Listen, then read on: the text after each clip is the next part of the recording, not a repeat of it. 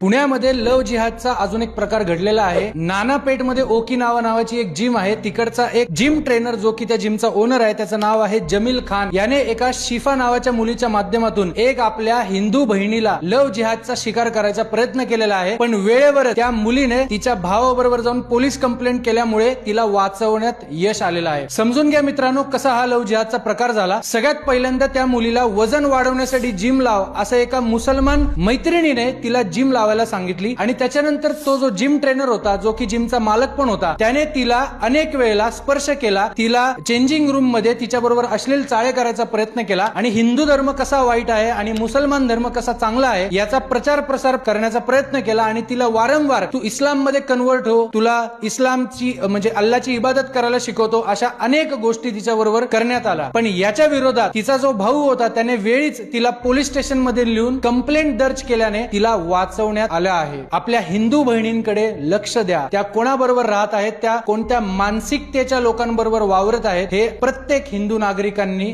जाणून घेणं गरजेचं आहे। नाहीतर केरळ स्टोरी पुणे स्टोरी व्हायला वेळ लागणार नाही।